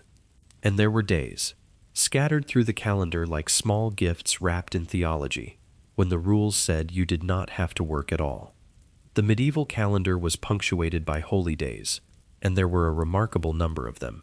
Saints' days, feast days, the great celebrations of the liturgical year, Christmas, Easter, Pentecost, Assumption, All Saints, and dozens of lesser observances dedicated to individual saints whose names you may never have heard, but whose feast days meant, by law and by custom, that you put down your tools and rested. The number varied by region and by period, but in many parts of medieval England, the total number of days on which work was prohibited or significantly reduced could reach 40 to 50 per year, and some estimates run higher.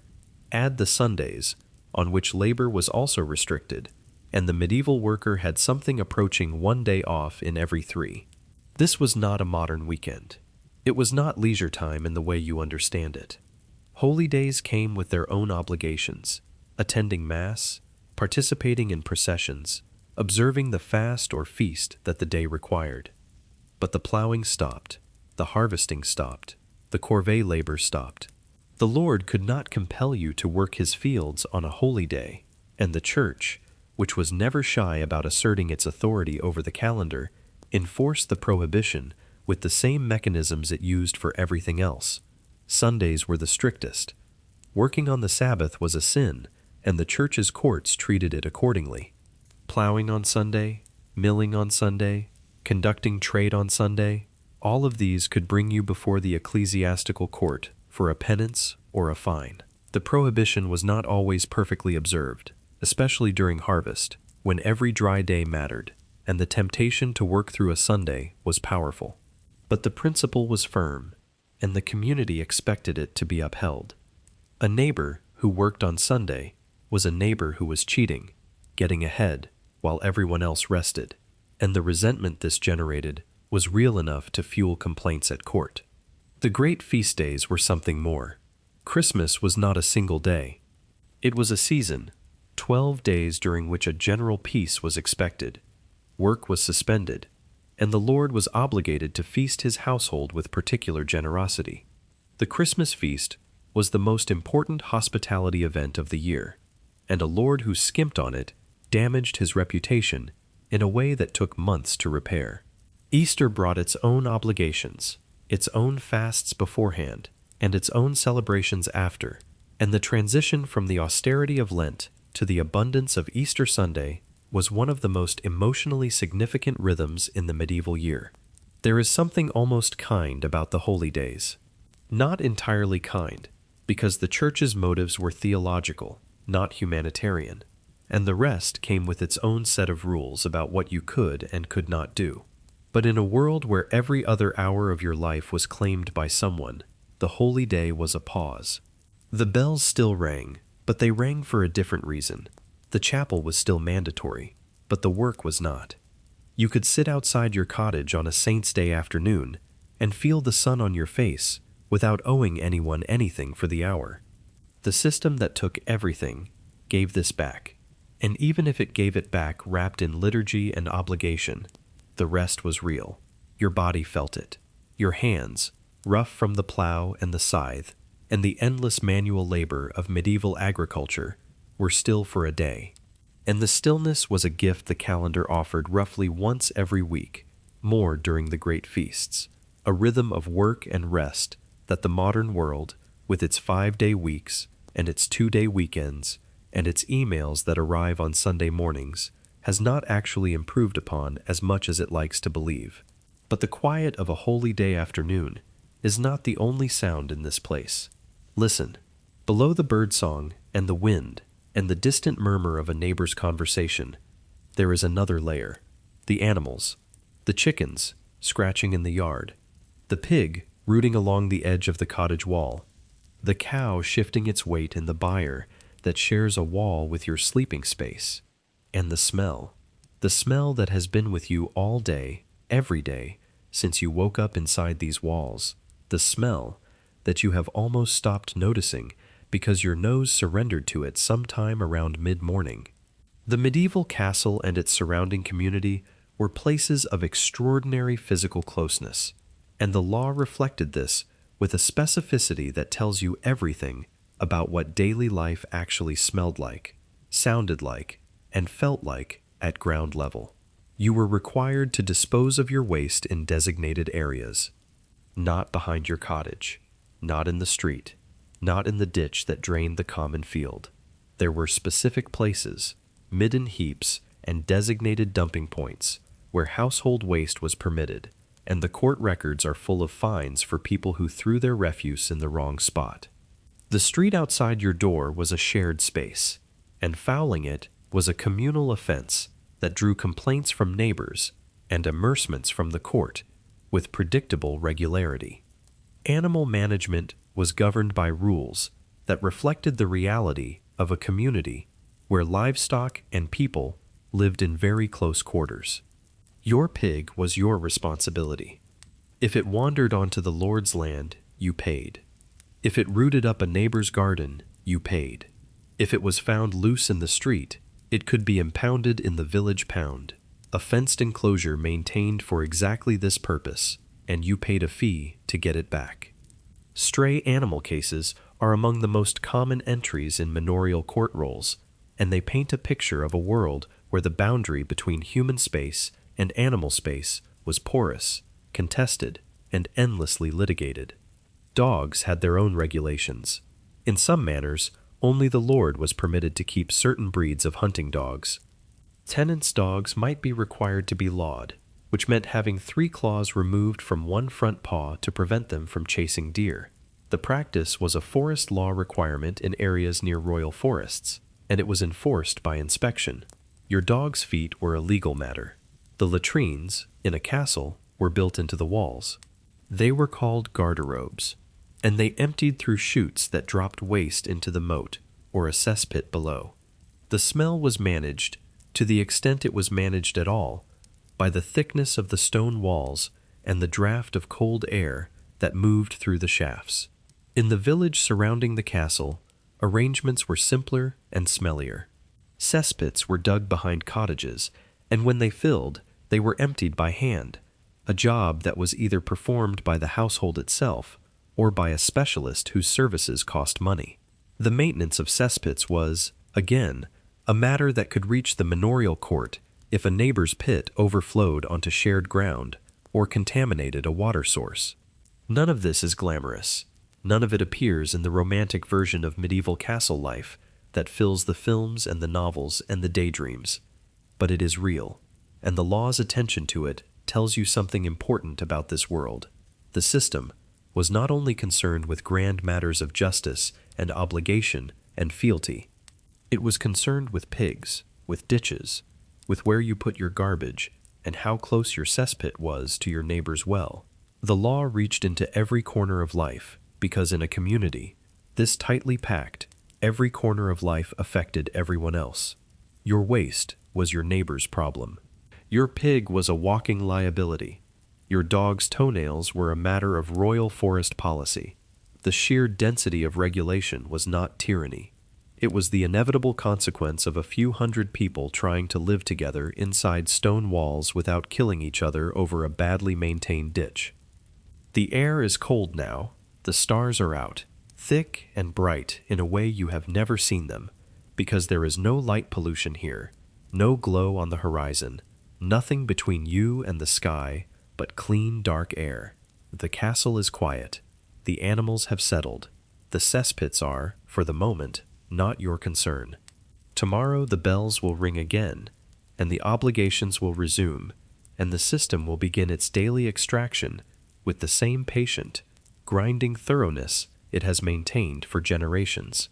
But tonight, in the dark, you are thinking about something else. You are thinking about whether there is a way out. There is a way out. It is not easy. It is not safe. It is not guaranteed.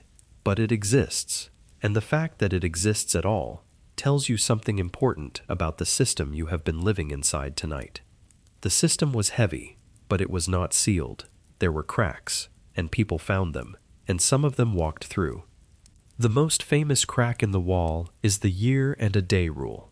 If a serf fled the manor and reached a chartered borough, a town that had been granted specific legal privileges by the king, and lived there for a year and a day without being reclaimed by the lord, the serf was legally free. Not temporarily free, not conditionally free. Free. The bond to the manor was severed, the obligations dissolved, the corvée, the tallage, the heriot, the merchet, all of it fell away like a chain that had simply been unclasped and allowed to drop. The rule was real. It was recognized in law. It was not a folk tale or a hopeful rumor passed between tenants in whispered conversations after curfew. It was a known, established legal principle that chartered towns actively promoted, because free men who arrived in towns became workers, craftsmen, and taxpayers who contributed to the town's economy. The towns wanted you. The lords did not want to lose you, and the year and a day rule sat between those two interests like a narrow bridge over a very deep gap. But knowing the rule existed and actually using it were vastly different things. Think about what it meant in practice. You would have to leave. Not leave in the modern sense of packing a bag and catching a train and arriving somewhere with a plan and a phone in your pocket. Leave in the medieval sense. Walk away from your land. Walk away from the strips your family has farmed for generations. Walk away from the cottage where your children were born. Walk away from the community where everyone knows your name and your name means something, where your tithing group vouches for you in court and your neighbors watch your animals when you are sick. Walk away from the only life you have ever known and travel, on foot, along roads that are not safe, to a town where you know no one, where you have no connections, no guild membership, no trade reputation, no frankpledge group, no one to vouch for you, and nothing to fall back on if things go wrong. And you would have to do it knowing that for 366 days, the Lord has the legal right to send his agents after you. If they find you within the year, you are dragged back, you are fined, you are punished, and you have lost everything you left behind, because the land you abandoned does not wait for you. The Lord has already reassigned your strips. Your cottage may already have a new tenant.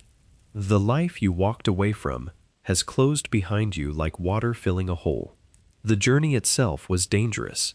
Medieval roads were not the paved, lit, sign-posted routes of the modern world.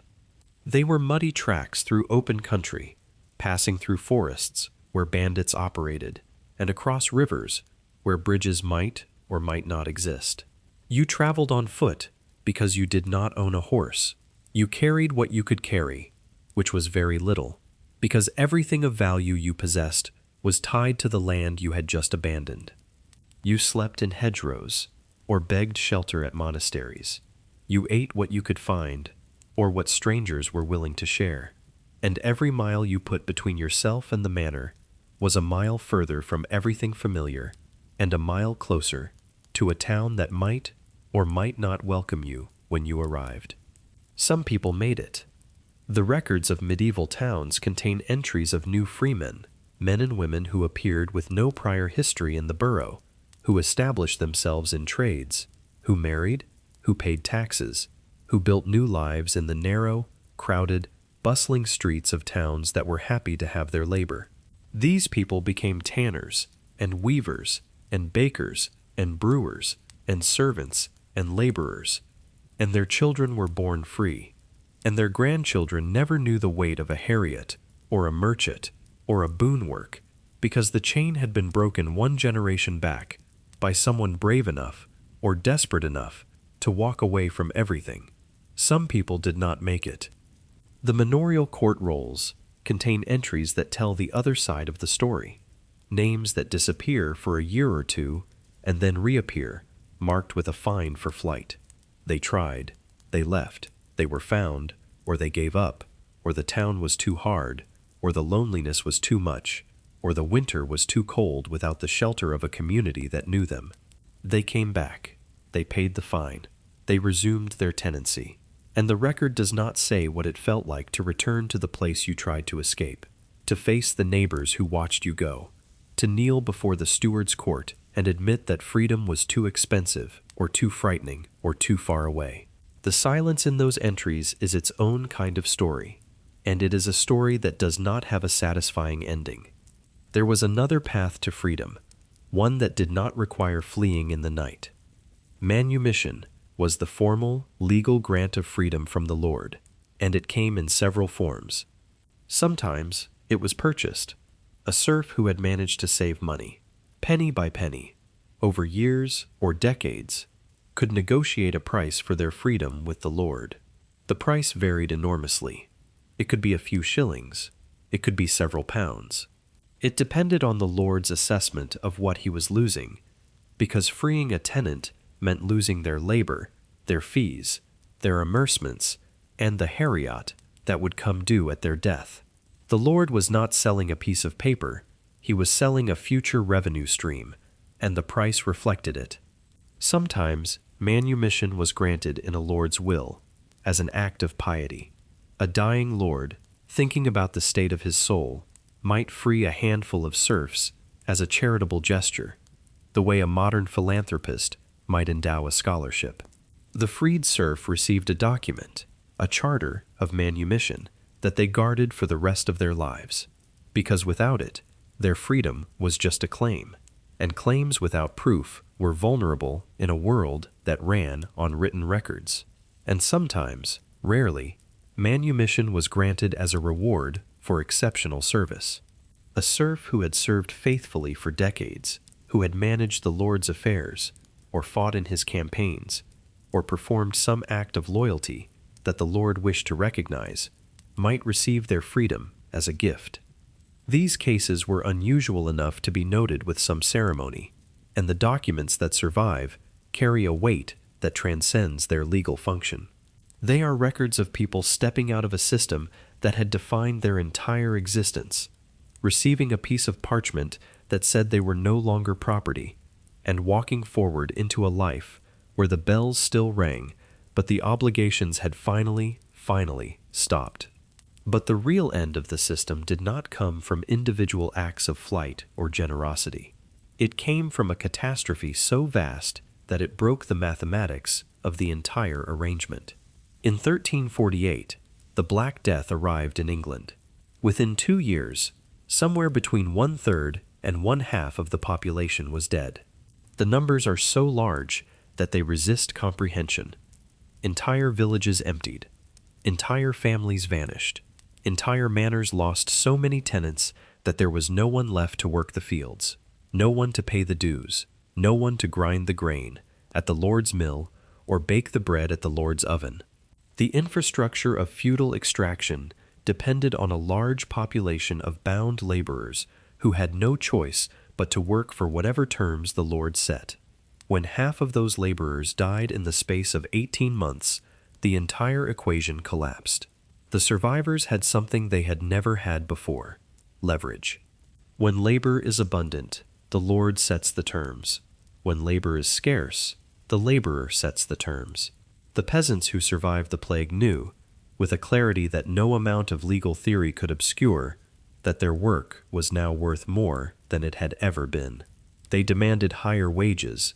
They demanded better conditions. They demanded the right to move, to choose their employer, to negotiate rather than submit. And many lords, desperate for anyone to work their fields, agreed. Parliament panicked. In 1351, the Statute of Labourers was passed, attempting to freeze wages at pre-plague levels and restrict the movement of workers. It was, in effect, an attempt to legislate away the laws of supply and demand, to pretend that the plague had not happened, and that the old order could be maintained by royal decree. It failed. It failed spectacularly. Workers ignored it. They moved anyway. They demanded higher wages anyway. They bargained from a position of strength that the law tried to deny, but the economy could not. The Statute of Labourers was reissued and reinforced multiple times over the following decades, and each reissue was an admission that the previous one had not worked. The resentment built. The surviving peasants had tasted the possibility of a different arrangement. They had seen that the system could bend, that lords who needed labor would pay for it, that the old obligations were not divine law, but human construction, and human constructions could be torn down. The poll taxes of the late 1370s, levied to fund a war that most peasants had no interest in, pushed the frustration past its breaking point. In 1381, the peasants' revolt exploded across southeastern England. Tens of thousands of people marched on London. They burned manorial records, the court rolls and rent books and tallage lists that documented their obligations, because they understood that the system's power lived in its paperwork. Destroy the records, and you destroy the proof of what you owe. They demanded the abolition of serfdom. They demanded the right to rent land at fair rates. They demanded an end to the legal apparatus that had governed their lives, their parents' lives, and their grandparents' lives for as long as anyone could remember. The revolt was crushed. Its leaders were executed. The king's promises, made under duress during the uprising, were revoked. And yet, the system never fully recovered. Serfdom did not end in a single dramatic moment. It eroded, slowly, unevenly, across decades and generations. The old obligations loosened. Lords converted labor services to cash rents because it was easier to hire free workers than to compel reluctant serfs. Tenants negotiated better terms because the labor shortage gave them bargaining power that no statute could take away. The manorial courts continued to sit, but the fines shrank, the obligations thinned, and the grip of the system weakened year by year until, by the late 15th century, serfdom in England had effectively disappeared, not with a proclamation, but with a long, quiet exhale. The people who marched on London in 1381 did not win in the way they hoped, but they won in the way that matters most. They won slowly. They won through persistence and demographic accident, and the simple, stubborn refusal to accept that the terms of their existence were permanent. The laws you have spent tonight learning, the bells and the fines and the corvée and the heriot and the multurer and the pillory and the tithe and the curfew, all of them eventually faded. Not because a hero abolished them, because the world changed underneath them, and the people inside the system pushed against it until it gave. The castle is very quiet now. The curfew bell rang a long time ago. The fires are covered. The courtyard is dark and still.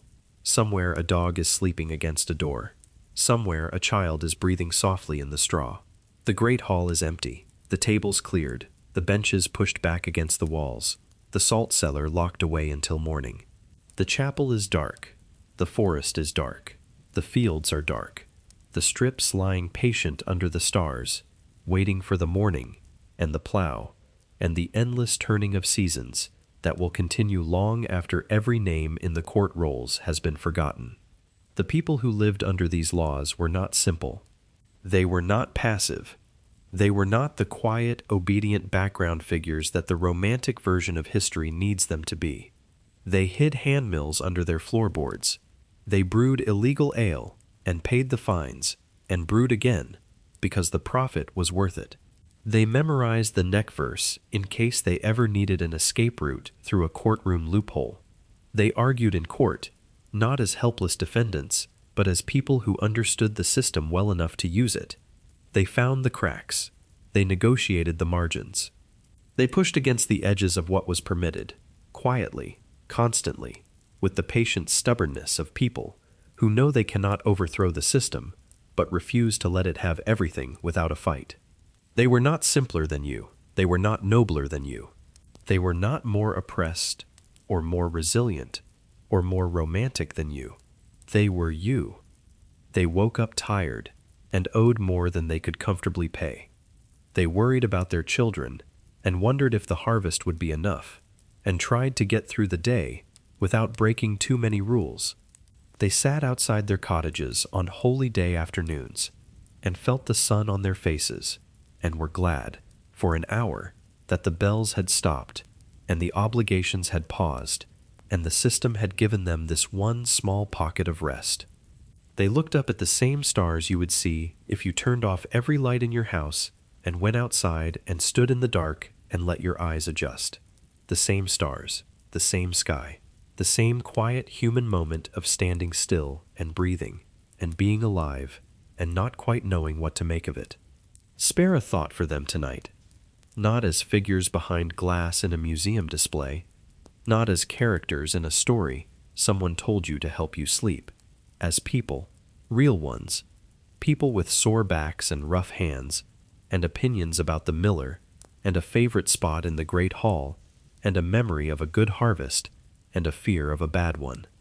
People who loved badly and argued loudly, and forgave slowly, and tried, every day, to build something decent inside a system that was not designed for their comfort. The past was never a tidy story with simple lessons. It was messier than that, funnier than that, sadder and stranger, and far more human than any version that fits neatly into a paragraph. The people you met tonight knew this. They lived inside the mess. They made it work, or they did not, and either way, they got up the next morning when the bell rang, and they did it all again. The bell will not ring again tonight. The steward has closed his rolls. The forester has hung up his horn. The ale taster has gone home, slightly unsteady, to sleep off his professional obligations.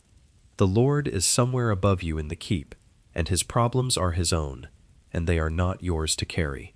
You have followed every rule you needed to follow tonight. You owe nothing more. The obligations are done. The fines are paid. The court has adjourned. The fields are resting, and the animals are sleeping, and the whole heavy, grinding, astonishingly detailed machinery of medieval law has wound down to silence. Rest now. Let your shoulders drop. Let your breathing slow.